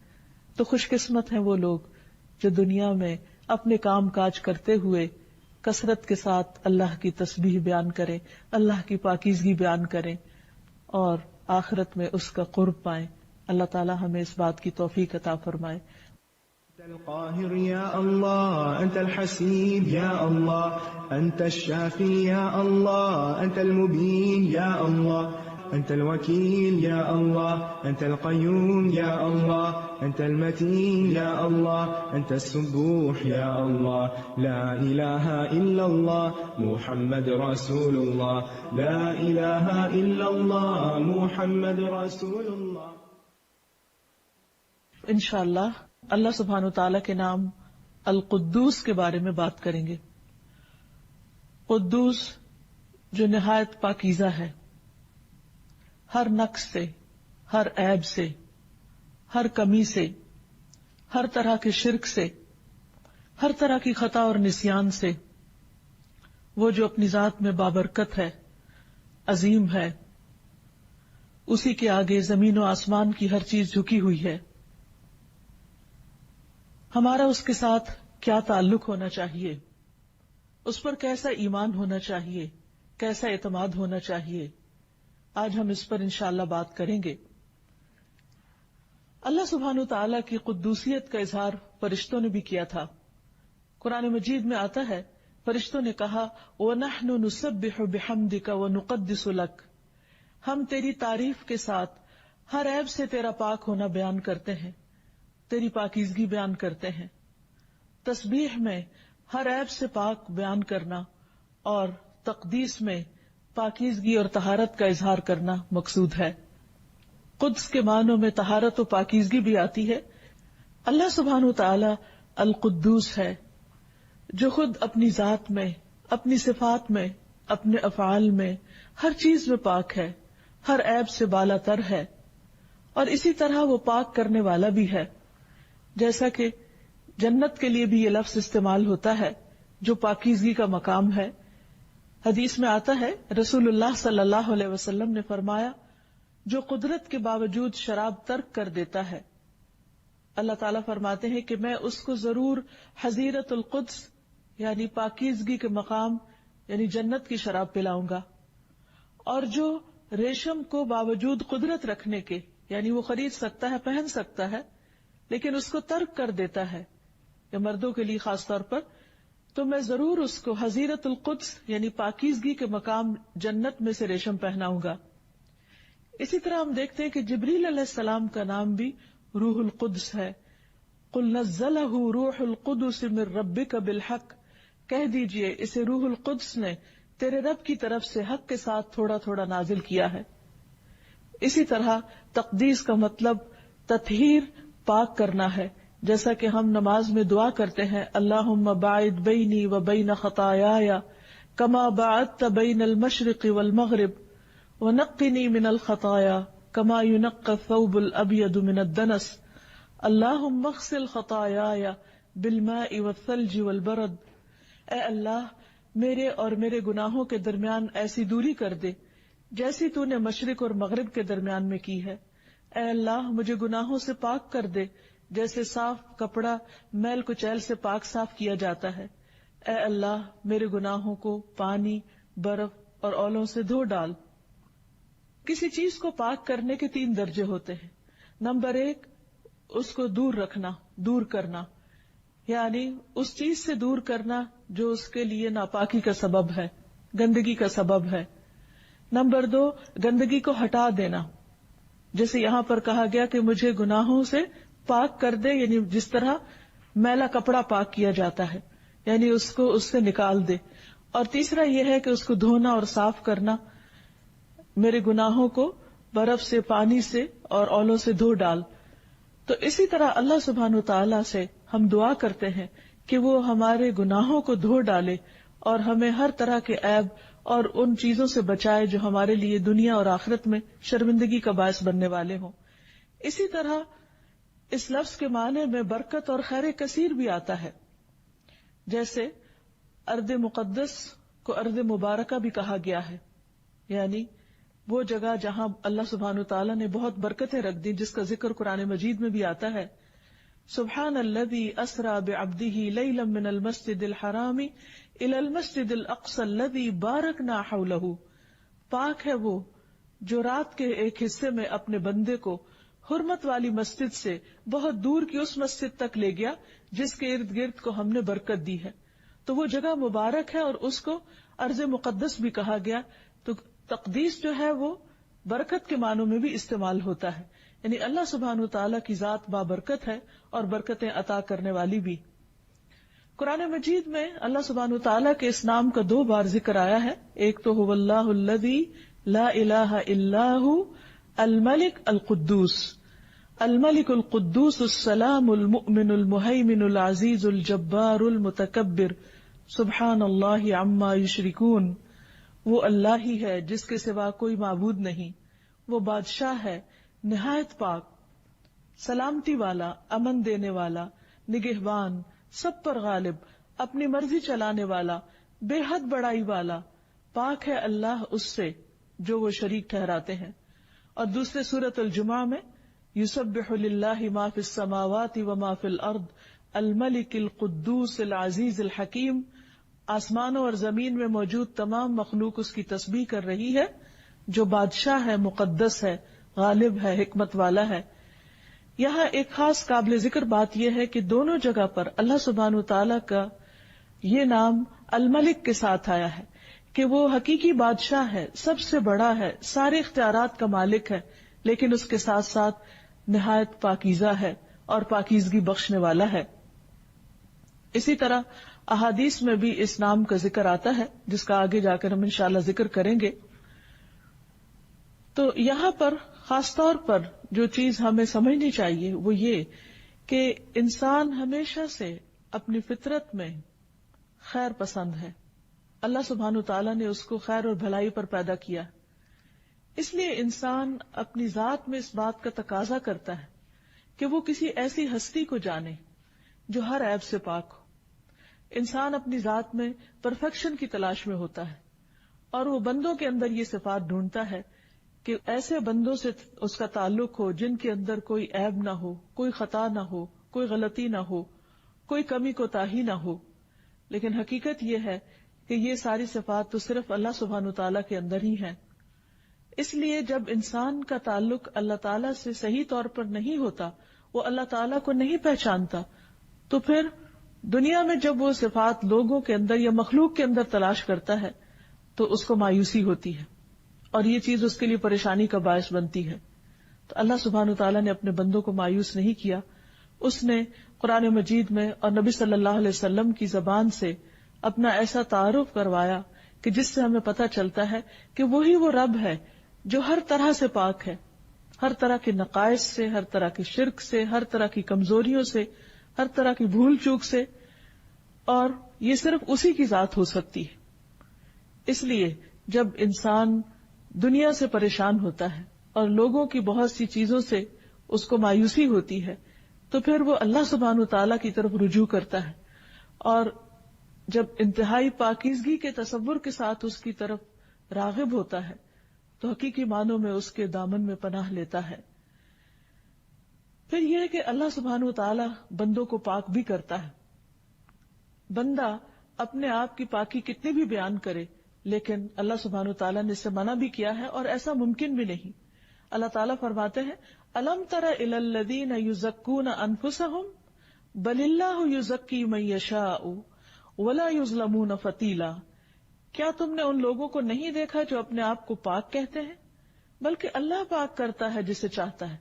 یعنی کوئی بھی اپنی پاکی دامن کے دعوے نہ کرے، کیونکہ ہر انسان خطا کار ہے اور اس سے غلطیاں ہوتی ہیں اور دن رات گناہ کرتا ہے انسان.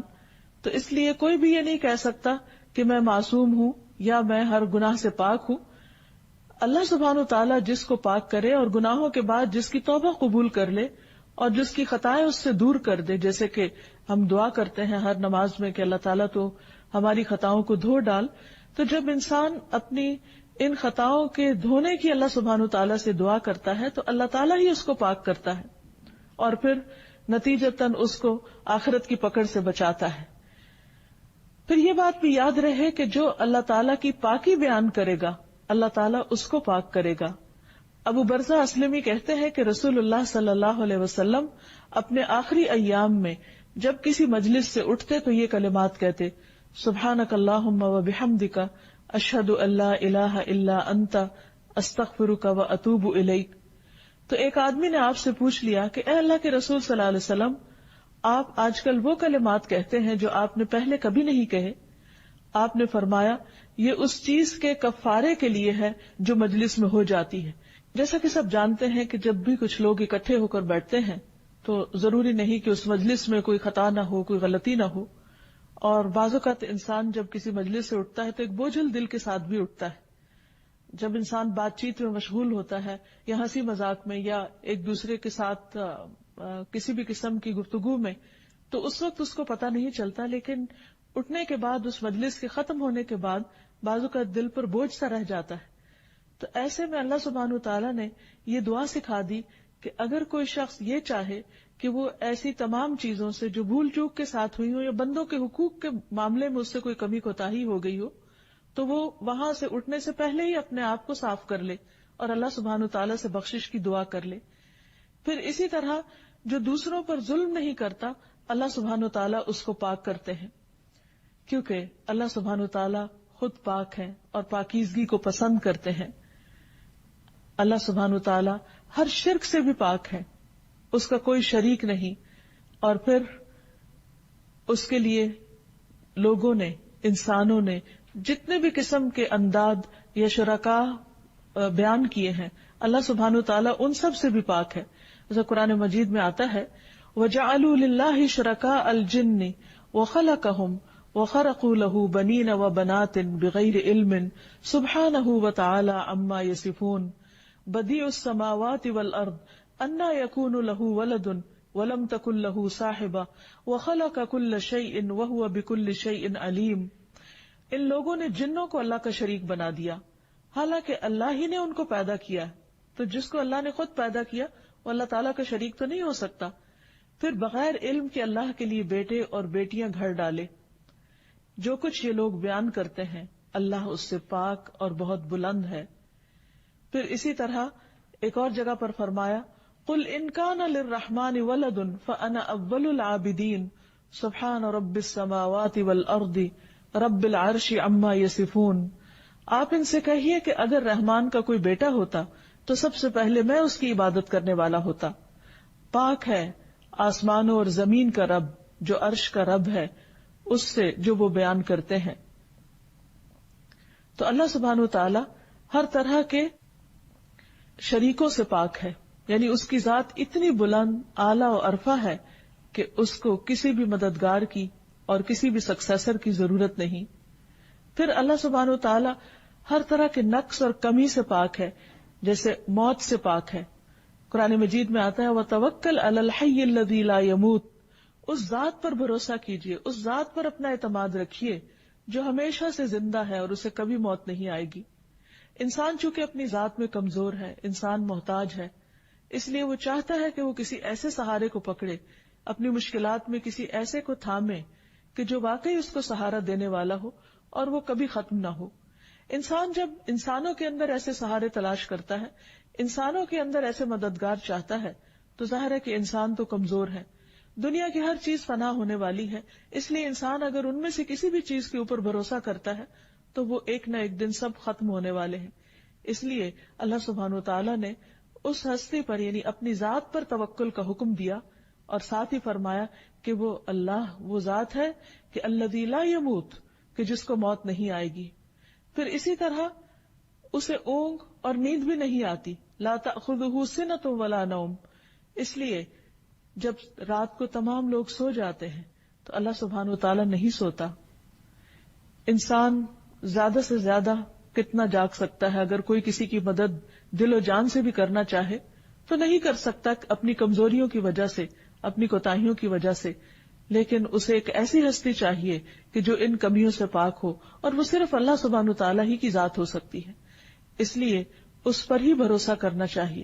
اس کو ہم چاہیں تو دن میں پکاریں، چاہیں تو رات کو پکاریں، وہ ہر حال میں سنتا ہے. وہ صرف سوتا ہی نہیں، اس کو اونگ بھی نہیں آتی، اس کو تھکاوٹ بھی لاحق نہیں ہوتی. وہ ایک لمحے بھر کے لیے بھی غافل نہیں ہوتا اور وہ ہر وقت سنتا ہے. وہ اونچی آواز سے بھی سنتا ہے اور وہ آہستہ آواز سے بھی سنتا ہے. وہ دکھی دلوں کی پکار بھی سنتا ہے اور وہ عام حالات میں بھی جب بندہ اس کو پکارتا ہے وہ اس کو سنتا ہے. پھر اسی طرح اللہ سبحانہ وتعالی ہر طرح کے ظلم سے پاک ہے. قرآن مجید میں آتا ہے ان اللہ لا یظلم مثقال ذرۃ. اللہ سبحانہ وتعالی کسی پہ ذرے برابر بھی ظلم نہیں کرتا. وَإِن تَكُ حَسَنَةً يُضَاعِفْهَا. اگر وہ ذرہ نیکی کا ہوتا ہے تو اسے کئی گنا بڑھا دیتا ہے. وَيُؤْتِ مِن لَّدُنْهُ أَجْرًا عَظِيمًا. اور وہ اپنے پاس سے بہت بڑا اجر عطا کرتا ہے. یعنی بندوں کی کوششوں کو، بندوں کی نیکیوں کو اپنی رحمت سے قبول کرنے والا ہے. اور کس طرح قبول کرتا ہے کہ کوئی ایک قدم بڑھتا ہے تو اللہ سبحانہ وتعالیٰ اس کی طرف 10 قدم آتے ہیں. پھر اسی طرح ایک اور جگہ پر فرمایا کہ ان اللہ لا یظلم الناس شیئا. اللہ تعالیٰ لوگوں پر کچھ بھی ظلم نہیں کرتا. ولکن الناس انفسهم یظلمون. لیکن لوگ خود اپنی جانوں پر ظلم کرنے والے ہیں. یعنی کسی پہ ظلم کرنا یہ ایک بہت بڑا عیب ہے. اللہ سبحانہ وتعالیٰ اس عیب سے پاک ہے. رسول اللہ صلی اللہ علیہ وسلم نے فرمایا بے شک اللہ تعالیٰ کسی مومن سے ایک نیکی کا بھی ظلم نہیں کرے گا. یعنی اگر کسی نے کسی وقت چھوٹی سی بھی کوئی کوشش کی ہے تو اس کو بھی قبول کرتا ہے اور اس کو ضائع نہیں کرتا. بعض اوقات ہم بہت دعائیں مانگتے ہیں اور ہماری دعائیں سنی نہیں جاتی، یا بعض اوقات ہم بہت عبادت کرتے ہیں یا صدقہ خیرات کرتے ہیں اور اس کے بدلے میں ہم چاہتے ہیں کہ ہمارا کوئی کام ہو جائے یا جو دعا ہم کر رہے ہیں وہ قبول ہو جائے، لیکن نتائج ہماری مرضی کے خلاف آتے ہیں. تو اس وقت انسان سمجھتا ہے کہ شاید اس کی دعا قبول نہیں کی گئی یا اللہ تعالیٰ نے اس کی نیکی کو قبول نہیں کیا، یا اللہ تعالیٰ اس کی سن نہیں رہا. ایسا نہیں ہوتا. جیسا کہ حدیث سے پتہ چلتا ہے کہ اللہ سبحانہ و تعالیٰ سنتا تو ضرور ہے، ہاں قبولیت کے طریقے مختلف ہیں.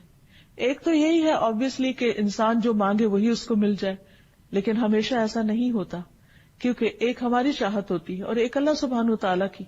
اور اللہ سبحانہ و تعالیٰ صرف ہمیں دیکھ کر ہمارے لیے فیصلہ نہیں کرتا، وہ سارے کائنات کو سامنے رکھ کر ہر ایک کو اس کا حق دیتا ہے.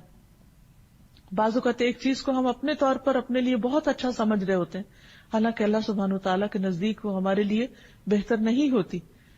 تو بعض اوقات تو اللہ تعالیٰ جو مانگتے ہیں وہ دے دیتا ہے، لیکن بعض اوقات وہ نہیں دیتا مگر ضائع کچھ نہیں کرتا، ظلم نہیں کرتا.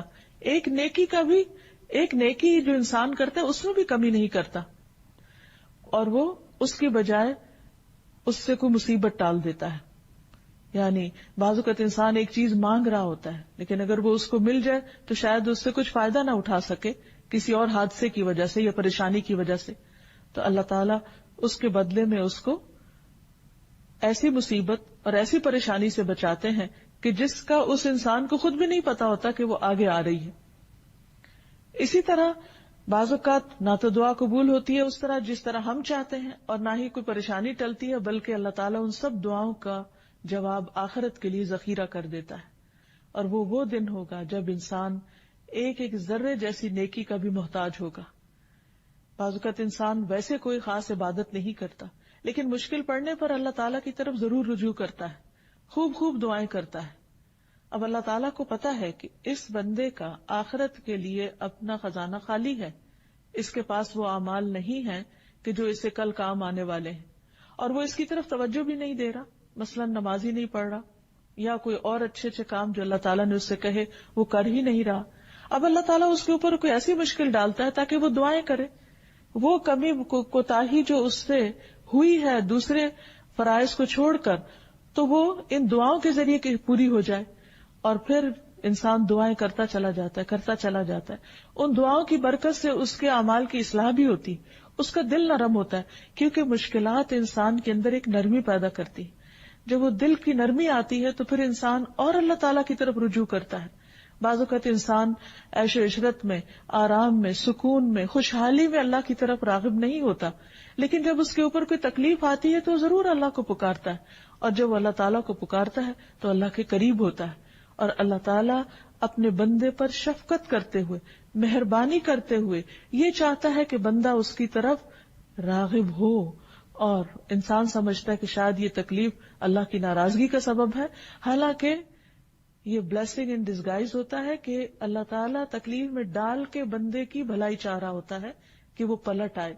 اور جیسے ایک اور روایت میں آتا ہے کہ بعض اوقات انسان کے اعمال ایسے نہیں ہوتے کہ جو اسے ایک خاص مقام تک پہنچا سکے، تو اللہ تعالیٰ انسان کو کسی آزمائش میں مبتلا کرتا ہے تاکہ وہ اس آزمائش میں صبر کر کے اور دعا کر کے اس درجے تک پہنچ جائے جس پر اللہ تعالیٰ اس کو پہنچانا چاہتا ہے.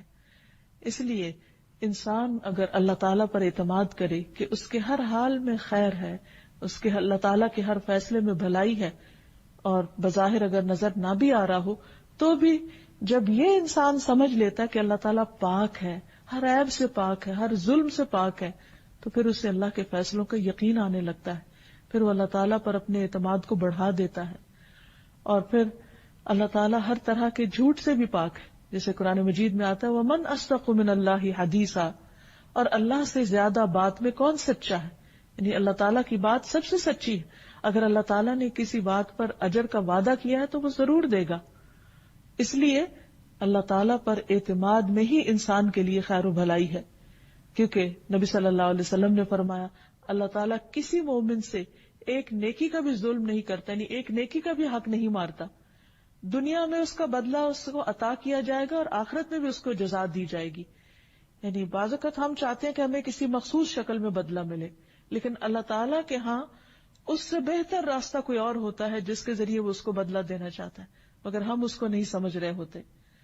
اور اس کے برعکس کافر کو دنیا میں ہی بدلہ دے دیا جاتا ہے ان نیکیوں کا جو وہ اللہ کے لیے کرتا ہے، یہاں تک کہ جب آخرت میں فیصلہ ہوگا تو وہاں اس کے لیے کوئی نیکی نہ ہوگی جس کا اسے بدلہ دیا جائے. پھر اسی طرح اللہ سبحانہ وتعالیٰ اپنے وعدوں کی خلاف ورزی بھی نہیں کرتے، یعنی اس کے اندر یہ عیب بھی نہیں ہے. قرآن مجید میں آتا ہے وعد اللہ حقا ومن اصدق من اللہ قیلا، اللہ کا وعدہ سچا ہے اور اللہ سے زیادہ بات میں کون سچا ہو سکتا ہے. اس لیے انسان کو اس بات پر یقین رکھنا چاہیے کہ میرا رب اپنے وعدوں میں چونکہ سچا ہے، اس لیے اس کے وعدے پر اعتبار کرتے ہوئے جو اس کا حکم ہے میں اس کو مان لوں تو اس میں میرے لیے خیر اور بھلائی ہی ہے. اب دیکھیے، ایک بندے کی نظر ہے جو کسی چیز کو اپنے لیے خیر و بھلائی سمجھتی ہے، اور ایک اللہ سبحانہ و تعالیٰ کی نظر ہے جو بندے کے لیے بھلائی کو کسی اور چیز میں سمجھتا ہے. تو اب اس میں کہاں بندہ اور کہاں رب، کہاں ہماری عقل اور کہاں اللہ سبحانہ و تعالیٰ جو ہر عیب اور کمی سے پاک ہے، کس کی بات زیادہ سچی ہو سکتی ہے، کس کا وعدہ زیادہ سچا ہو سکتا ہے. تو اصل ضرورت اس چیز کی ہے کہ انسان اس پر اعتماد کرتے ہوئے اس کی طرف رجوع کرتا رہے. پھر یہ ہے کہ اللہ سبحانہ و تعالیٰ بھول چوک سے بھی پاک ہے. بندے بعض اوقات بہت سنسیئرلی اور بہت خیرخواہی کے ساتھ کسی کام کے کرنے کا آپ سے وعدہ کرتے ہیں، لیکن بعض اوقات بھول جاتے ہیں. اللہ سبحانہ و تعالیٰ نہیں بھولتا. قرآن مجید میں آتا ہے لا یضل ربی ولا ینسا، میرا رب نہ بھٹکتا ہے اور نہ بھولتا ہے، وہ اس کمی سے پاک ہے. اس لیے بندے کو ہمیشہ اس پر اعتماد کرنا چاہیے کہ اگر اس کی دعا نہیں سنی جا رہی یا اس کی دعا قبول نہیں ہو رہی تو اس میں اس کے لیے خیر و بھلائی ہے. اللہ تعالیٰ بھولے نہیں ہیں، وہ ضرور اس کا بدلہ اس کو دیں گے. پھر اسی طرح اللہ تعالیٰ فقر اور بخل سے بھی پاک ہے. قرآن مجید میں آتا ہے وقالت الیہود ید اللہ مغلولہ غلت ایدیہم ولعنوا بما قالوا بل یداہ مبسوطتان ينفق کیف یشاء. اور یہود نے کہا کہ اللہ کا ہاتھ بندھا ہوا، یعنی اللہ بندوں کے اوپر خرچ نہیں کرتا. ان کے ہاتھ باندھے گئے اور ان پر لعنت کی گئی اس وجہ سے جو انہوں نے کہا، بلکہ اس کے دونوں ہاتھ کھلے ہیں، وہ خرچ کرتا ہے جیسے چاہتا ہے. اس لیے اللہ سبحانہ و تعالیٰ سے ہمیشہ خیر کی امید رکھنی چاہیے، اور انسان اگر سارے کے سارے اول و آخر بھی اللہ سبحانہ و تعالیٰ سے مانگے اور وہ سب کو عطا کرے تو بھی اللہ تعالیٰ کے خزانوں میں کسی قسم کی کوئی کمی نہیں آتی. پھر اسی طرح اللہ سبحانہ و تعالیٰ جیسا کوئی بھی نہیں. اللہ سبحانہ و تعالیٰ ہر ایک سے بڑا اور عظیم ہے، کیونکہ قدوس میں عظمت کا معنی بھی پایا جاتا ہے. پھر یہ کہ اللہ تعالیٰ کو کسی بھی چیز کی حاجت نہیں، کسی بھی چیز کی ضرورت نہیں، نہ اس کو کھانے کی ضرورت ہے نہ اس کو آرام کی ضرورت ہے. پھر یہ کہ اس سے کوئی چیز چھپی ہوئی نہیں. ان اللہ لا يخفى علیہ شیء فی الارض ولا فی السماء. پھر یہ کہ وہ ظاہر کو بھی جانتا ہے اور چھپے ہوئے کو بھی جانتا ہے. انہ یعلم الجہر وما یخفی. پھر اللہ تعالیٰ سے کوئی مخلوق بھی اوجھل نہیں. بعض اوقات انسان دیکھتا ہے کہ دوسرے لوگ اس پر ظلم کر رہے ہیں اور شیطان اس کے دل میں وسوسہ ڈالتا ہے کہ کہاں ہے تمہارا رب جو تمہیں ان کے ظلم سے نجات دے. اللہ سبحانہ و تعالیٰ اگر ہوتا تو یہ بندے ظلم نہ کر سکتے، حالانکہ ایسا نہیں ہے. اگر اللہ تعالیٰ کسی بندے کی رسی دراز کرتا ہے، جیسے حدیث میں آتا ہے کہ اللہ تعالیٰ ظالم کو مہلت دیتا ہے اور پھر اچانک اس کو پکڑ لیتا ہے، تو اس کا یہ مطلب نہیں کہ اللہ تعالیٰ دیکھتا نہیں ہے یا وہ ظالم اس کی نگاہوں سے چھپے ہوئے ہیں. کچھ بھی نہیں چھپا ہوا. قرآن مجید میں آتا ہے وَعِندَهُ مَفَاتِحُ الْغَيْبِ لَا يَعْلَمُهَا إِلَّا هُوَ وَيَعْلَمُ مَا فِي الْبَرِّ وَالْبَحْرِ وَمَا تَسْقُطُ مِنْ وَرَقَةٍ إِلَّا يَعْلَمُهَا وَلَا حَبَّةٍ فِي ظُلُمَاتِ الْأَرْضِ وَلَا رَطْبٍ وَلَا يَابِسٍ إِلَّا فِي كِتَابٍ مُبِينٍ.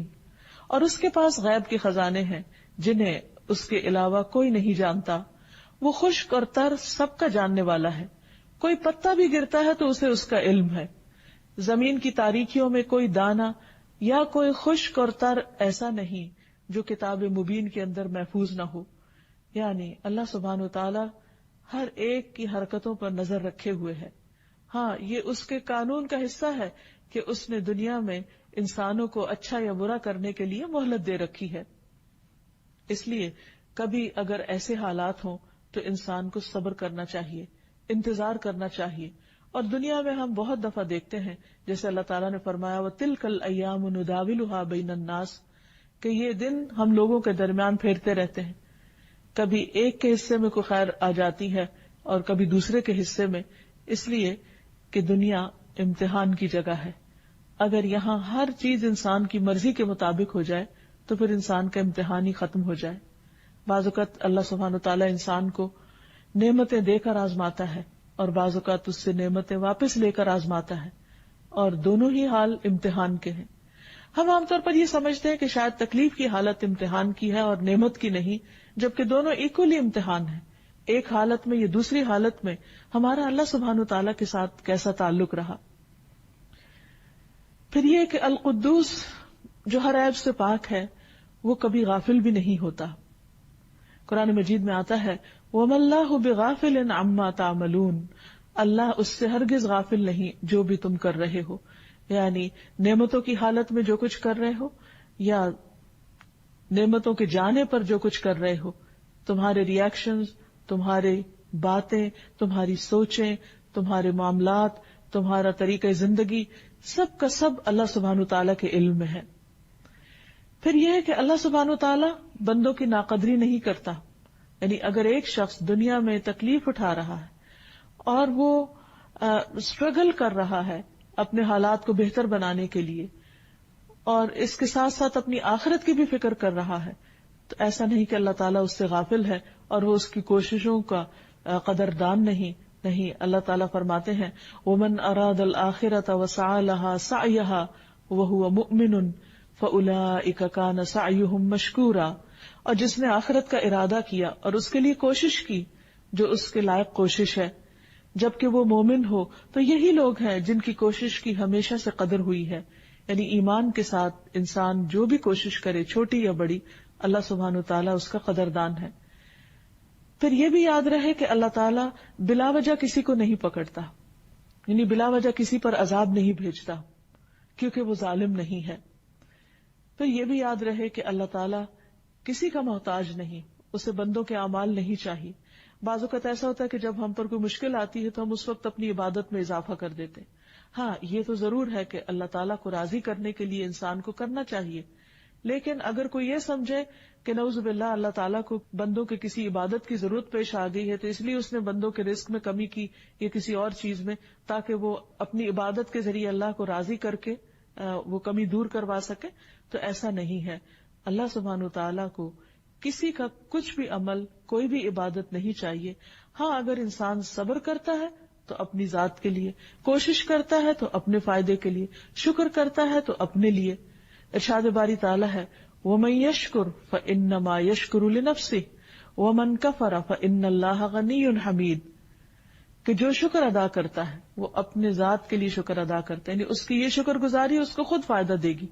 یعنی ہم جو بھی عبادت کرتے ہیں یا جو بھی اللہ سبحانہ وتعالیٰ کا ذکر کرتے ہیں یا اس کی نعمتوں پر اس سے راضی ہوتے ہیں، اس سے محبت کرتے ہیں، تو اس سارے کا فائدہ کچھ بھی اللہ تعالیٰ کو نہیں، بلکہ اللہ تعالیٰ ہمارے لیے ان سارے اعمال کو گن گن کر رکھ رہا ہے اور دنیا میں بھی اس کا فائدہ دیتا ہے اور آخرت میں بھی دے گا. اسی طرح اگر انسان اللہ تعالیٰ کی عبادت میں تھک رہا ہے یا کوشش کر رہا ہے تو اس کا فائدہ بھی خود انسان کو پہنچنے والا ہے. وَمَن جَاهَدَ فَإِنَّمَا يُجَاهِدُ لِنَفْسِهِ، اور جو جہاد کرتا ہے، جد و جہد کرتا ہے، اپنے ہی فائدے میں کرتا ہے. إِنَّ اللَّهَ لَغَنِيٌّ عَنِ الْعَالَمِينَ، اللہ سارے جہان والوں سے بے نیاز ہے. پھر اسی طرح یہ ہے کہ اللہ سبحانہ وتعالی اس سے بھی پاک ہے کہ کوئی اس کا نقصان کرے یا اس کو کسی قسم کی کوئی اذیت پہنچا سکے. اللہ تعالیٰ فرماتے ہیں وَلَا يَحْزُنْكَ الَّذِينَ يُسَارِعُونَ فِي الْكُفْرِ إِنَّهُمْ لَن يَضُرُّوا اللَّهَ شَيْئًا، اور وہ لوگ تجھے غمزدہ نہ کریں جو کفر میں جلدی کر رہے ہیں، بھاگ دوڑ کر رہے ہیں، بے شک وہ اللہ کو کچھ بھی نقصان نہیں دے سکتے. تو یہ ہے اللہ سبحانہ تعالیٰ کی پاکیزگی اور بلندی اور اس کا ہر عیب سے، ہر کوتاہی اور ہر کمی سے پاک ہونا. جب ہم یہ جان لیں کہ ہمارا رب ایسا ہے تو پھر ہمیں اس کی طرف اور تیزی کے ساتھ آگے بڑھنا چاہیے، اس پر بھروسہ کرنا چاہیے، اس کا دامن تھام لینا چاہیے اور اس سے خوب خوب دعائیں کرنی چاہیے. رسول اللہ صلی اللہ علیہ وسلم اللہ سبحانہ تعالیٰ کے اس نام کے ساتھ خاص طور پر اپنے رکوع اور سجدے میں دعا کیا کرتے تھے سبوح قدوس رب الملائکۃ والروح، سبوح قدوس رب الملائکۃ والروح، کہ اللہ تعالی بہت پاک ہے، وہ ہستی کہ جس کی بہت زیادہ تسبیح کی جانی چاہیے، اور جو ہر عیب اور ہر نقص سے پاک ہے، جو ملائکہ اور روح کا رب ہے۔ تو آپ سوچئے کہ کبھی بھی آپ کے دل میں کوئی وسوسہ آئے اور آپ اپنے وسوسوں سے پریشان ہو، یا دل میں کوئی بدگمانی آئے اللہ تعالیٰ کے بارے میں یا اس کے دین کے بارے میں یا اس کے فیصلوں کے بارے میں، یا کسی پریشانی کے وقت شیطان آپ کو اللہ تعالیٰ سے دور لے جانے لگے، تو سجدے میں پڑھ کر یہ دعا مانگیے، سبوح قدوس رب الملائکۃ والروح، کہ اللہ سبحانہ و تعالیٰ کا کوئی فیصلہ بھی غلط نہیں ہو سکتا، اللہ سبحانہ و تعالیٰ ظلم نہیں کرتا، وہ کسی پر زیادتی نہیں کرتا، وہ اپنے وعدوں میں سچا ہے، وہ میرے حال سے غافل نہیں ہے۔ تو انشاءاللہ العزیز اللہ سبحانہ و تعالیٰ اس کی ضرور سنیں گے، اور دل پر ایسے وسوسوں کا جو بوجھ رہ جاتا ہے وہ بھی اللہ تعالیٰ دور فرما دیں گے۔ نبی صلی اللہ علیہ وسلم تہجد کے وقت جب قیام کی حالت میں ہوتے، رات کو اٹھتے، تو 10 بار اللہ اکبر، 10 بار الحمدللہ، 10 بار سبحان اللہ وبحمدہ، 10 بار سبحان الملک القدوس، 10 بار استغفر اللہ، 10 بار لا الہ الا اللہ، اور پھر 10 بار یہ دعا پڑھتے، اللہم انی اعوذ بک من ضیق الدنیا وضیق یوم القیامہ، اے اللہ میں دنیا اور قیامت کے دن کی تنگی سے تیری پناہ چاہتا ہوں، اے اللہ میں اس سے تیری اپنے آپ کو تیری حفاظت میں دیتا ہوں کہ دنیا میں مجھ پر حالات تنگ ہو یا قیامت کے دن مجھ پر کوئی تنگی ہو۔ اور پھر آپ نماز شروع کرتے تھے۔ پھر اسی طرح رسول اللہ صلی اللہ علیہ وسلم نے ایک مرتبہ صحابیات کو فرمایا کہ تم لوگ تسبیح، تحلیل اور تقدیس، یعنی سبحان اللہ، لا الہ الا اللہ اور سبحان الملک القدوس یا سبوح قدوس رب الملائکۃ والروح پڑھتی رہا کرو، اور انگلیوں کے پوروں پر گنا کرو، کیونکہ قیامت کے دن ان سے سوال کیا جائے گا۔ تو عام طور پر ہم سبحان اللہ، الحمدللہ، اللہ اکبر تو پڑھتے ہیں، لیکن اللہ سبحانہ تعالیٰ کے اس نام کے ساتھ ذکر کم کرتے ہیں۔ تو اس لیے آپ نے یہ جو خاص تاکید فرمائی کہ اس نام کے ساتھ پکارو اللہ تعالیٰ کو، تو ہمیں اس کا بھی اہتمام کرنا چاہیے۔ رکوع اور سجدے کی حالت کے علاوہ چلتے پھرتے، اٹھتے بیٹھتے، جب دل گھبرانے لگے اور دل پر یہ بوجھ آنے لگے کہ اللہ سبحانہ تعالیٰ شاید میرے ساتھ ظلم کر رہا ہے یا مجھ سے ناراض ہے، تو فوراً تصور میں لائیں کہ نہیں، وہ القدوس ہے، وہ کبھی ظلم نہیں کرتا، اور وہ اس کا کوئی فیصلہ کبھی غلط ہو ہی نہیں سکتا۔ تو انشاءاللہ وہ دل کا بوجھ ہٹ جائے گا۔ پھر اسی طرح یہ ہے کہ عام حالات میں بھی اللہ سبحانہ تعالیٰ کی تعریف اور تسبیح کرتے رہنا چاہیے، اور اپنے خیالات کو، اپنے عقائد کو ہر طرح کے شرک کی نجاست سے پاک رکھنا چاہیے، اور اپنے تمام اعمال کو اللہ کے لیے خالص کرنا چاہیے۔ یعنی جس طرح اللہ سبحانہ تعالیٰ پاک ہے تو وہ پاک چیز کو ہی قبول کرتا ہے، تو ہمیں اپنی جسمانی، روحانی، ذہنی اور سوچوں تک کی صفائی اور اپنی نیت کی بھی صفائی رکھنی چاہیے۔ رسول اللہ صلی اللہ علیہ وسلم نے فرمایا، لوگوں اپنے اعمال کو اللہ کے لیے خالص کرو، کیونکہ اللہ تعالیٰ خالص عمل ہی قبول کرتا ہے، کیونکہ وہ پاک ہے، پاکیزہ چیزیں قبول کرتا ہے۔ اسی طرح ہمیں اپنے دلوں کی بھی صفائی کرنی چاہیے، اپنے دلوں کو بھی پاک کرنا چاہیے ہر طرح کے حسد سے، بغض سے، نفرت سے، اور بندوں کے بارے میں بدگمانی سے، اور خود اللہ سبحانہ تعالیٰ اور اس کے رسولوں اور اس کے فرشتوں کے بارے میں بھی بدگمانی سے، اور طرح طرح کے گناہوں سے، کیونکہ جب انسان کے دل پر گناہ چھا جاتے ہیں تو اس کا دل زنگ آلود ہو جاتا ہے۔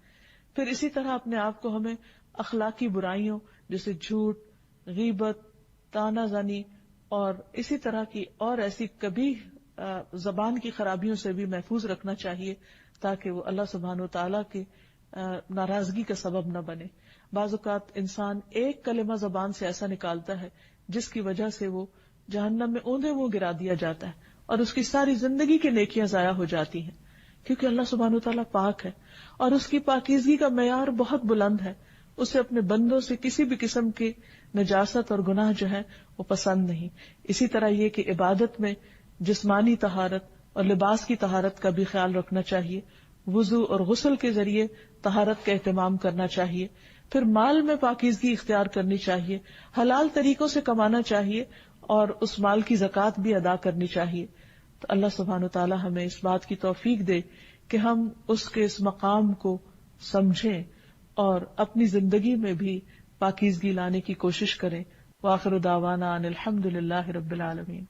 أنت القاهر يا الله، أنت الحسيب يا الله، أنت الشافي يا الله، أنت المبين يا الله، أنت الوكيل يا الله، أنت القيوم يا الله، أنت المتين يا الله، أنت السبوح يا الله، لا إله إلا الله، محمد رسول الله.